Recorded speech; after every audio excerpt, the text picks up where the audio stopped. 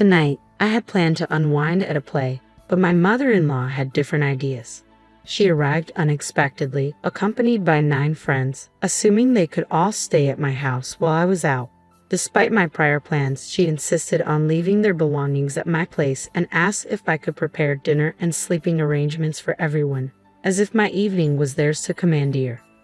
Caught off guard by her audacity, and the necklace she wore, a piece I held dear, my frustration boiled over. I couldn't take it anymore. "I'm actually about to leave for a trip," I informed her, watching her surprise unfold. That was the breaking point. After enduring her relentless demands, I finally asserted myself. "Please return that necklace." It was time to establish the respect and boundaries I had long overlooked. My name is Julie, a 32-year-old who transitioned from an administrative role to teaching computer classes after getting married. My husband Eric manages his father's company and often seems preoccupied with its challenges. Our cherished moments together, like movie dates, bring him visible relief, a sight that warms my heart. Although I've always been more of a listener than a talker, Eric encourages me to voice my thoughts more confidently. My older brother has always been protective, which I once found stifling. Now, I see it as a form of support, much like what Eric provides. Eric's brother serves as vice president of their father's company, and his wife, Catherine, who is about my age, is also part of our intertwined lives. Catherine has always been someone I admire, ambitious, dependable, and kind-hearted. What truly stands out about her is her assertiveness and the way she confidently expresses her views, coupled with a remarkable ability to be understanding and adaptable. Witnessing her stand up to our mother-in-law was nothing short of impressive. Unfortunately, Catherine and her husband live quite far away, which means I don't see her as often as I'd like, a fact I often regret. On the other hand, my mother-in-law carries herself as if she owns the company. As the president's wife, she exudes confidence, but her stubbornness and arrogance are unmistakable. She frequently pressures me, insisting, "Julie, you're Eric's wife, the president. You should quit your job as a computer instructor and fully support your husband." While Eric stands by my choices, her dissatisfaction is palpable, and I'm thankful we don't live too close to her. I've always envisioned a simple, peaceful life with Eric, perhaps even with children in the future. However, everything changed when Eric's father unexpectedly passed away from a heart attack. It was a shock to us all, leaving Eric and his brother to navigate the future of the family business. During this turbulent time, Eric decided to relocate to Philadelphia to work at the company's main office, while his brother stepped up as the new president, with Eric becoming vice president. We found a cozy house in Philadelphia, slightly removed from the hustle and bustle and a bit far from the nearest train station, but it promised a peaceful, sunlit life.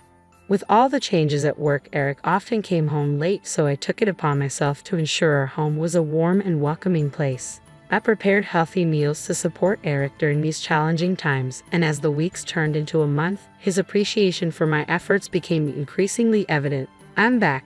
I'm starving," he would announce as he entered the house, to which I would respond with a smile. "Thanks for working so hard. I'll make dinner." One day he mentioned, "Hey, Julie, my mom wants to visit this weekend.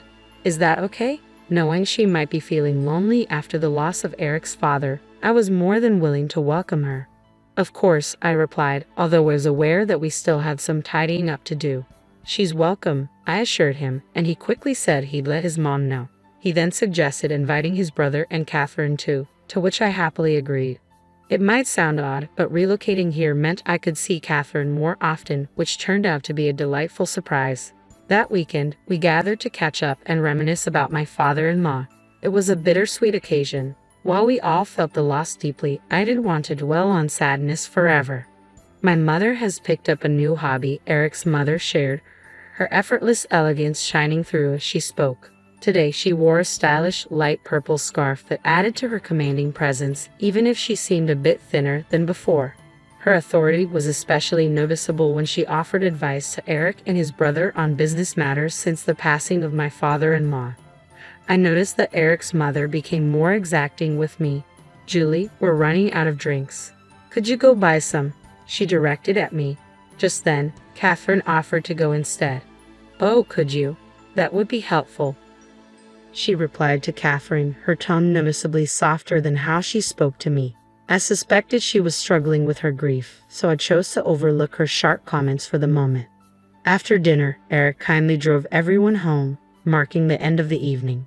However, this was just the beginning of more frequent visits from my mother-in-law, who soon began critiquing how I maintained the house, voicing complaints about Catherine, and even rummaging through her fridge uninvited. "Julie, Eric is so busy right now. You should be careful with the meals you prepare for him. What if he gets sick too?" she cautioned me one day, followed by a remark about some leftover trash. "Can't you clean up properly?" Her criticism seemed endless, a way to pass the time, but it was always directed at me, never at Catherine, who she would quickly dismiss with claims of other engagements. It wasn't that she disliked me. Perhaps it was simply easier for her to boss around someone who seldom argued back, unlike Catherine, who always stood her ground.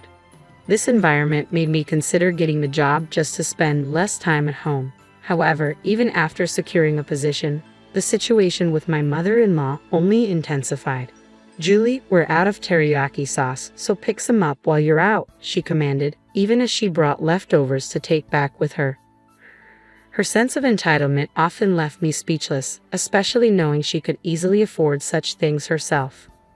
Then one day, a deeply cherished necklace, a keepsake from my mother, vanished from its usual spot. My immediate suspicion fell on my mother-in-law, who was frequently at her house and seemed too familiar with where I kept my belongings. After a fruitless search, I reluctantly confronted her, only to be met with fierce anger. "You probably lost it yourself.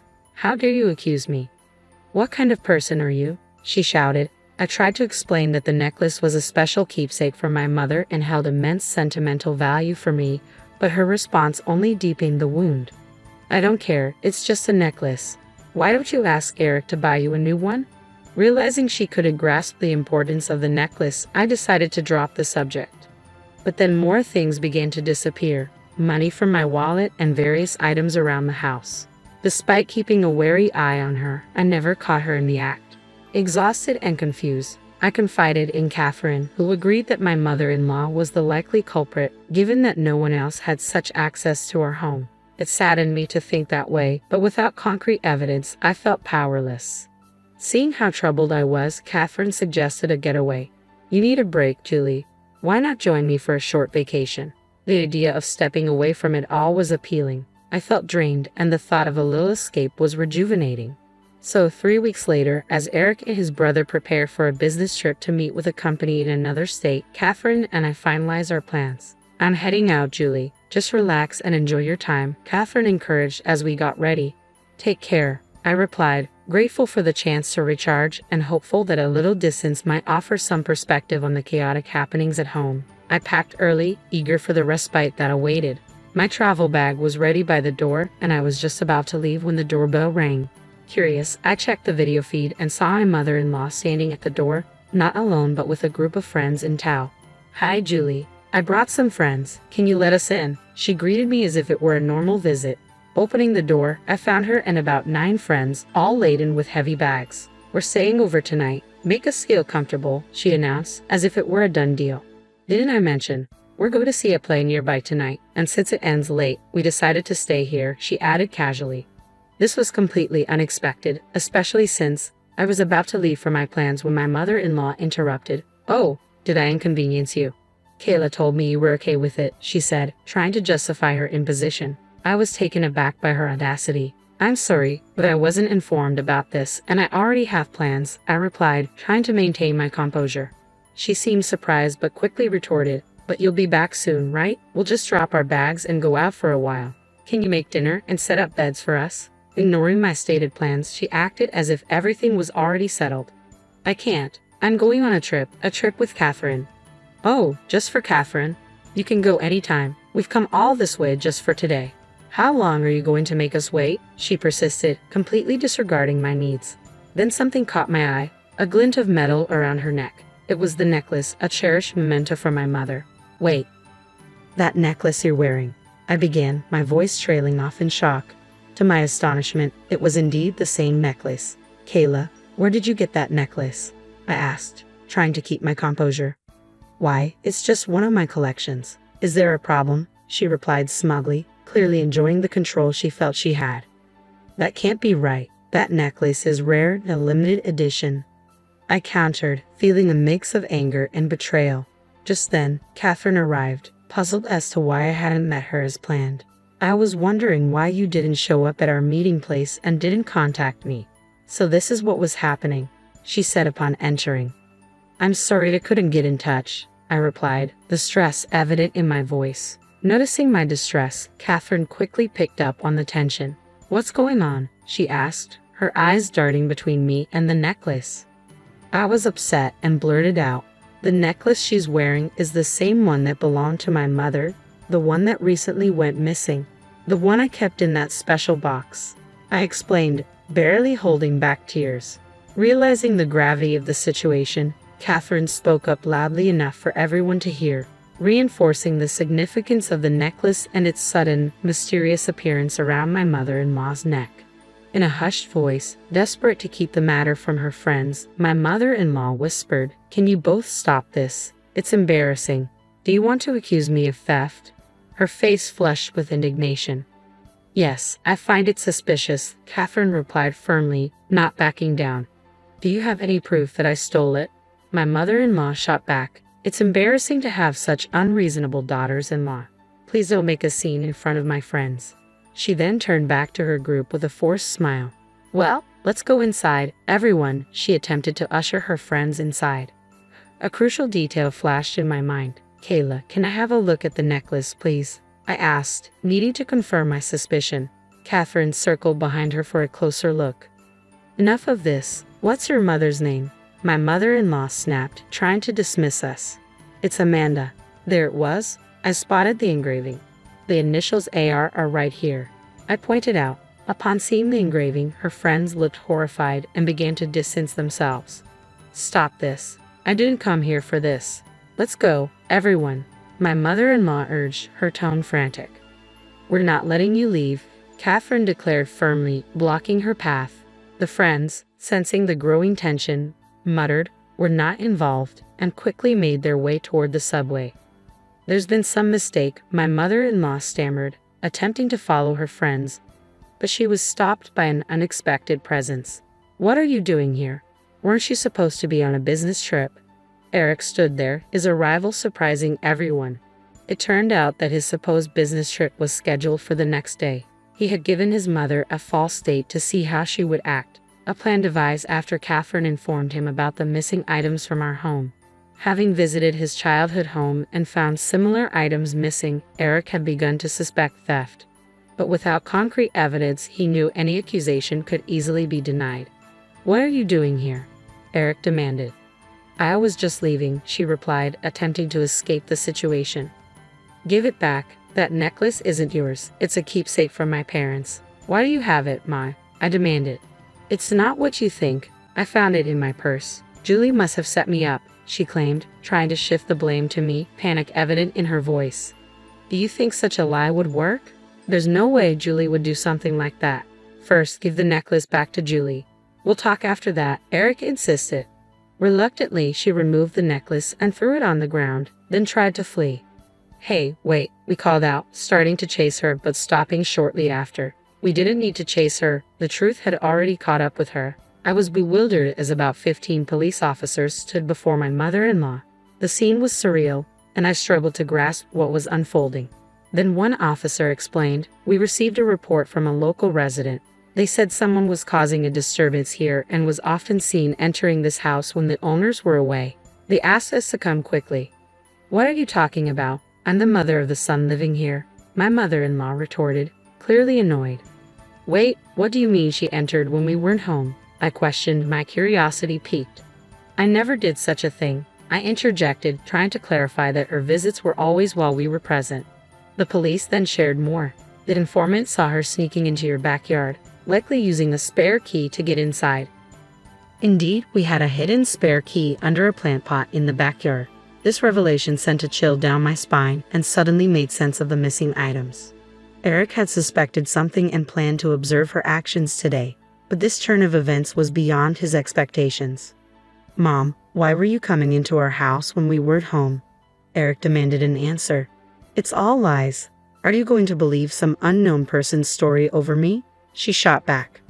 "But you did have my precious necklace, didn't you?" I pressed her further. Told you I found it in my purse. My mother-in-law maintained her story. One officer intervened. Let's talk about this at the station. But I didn't do anything, she pleaded.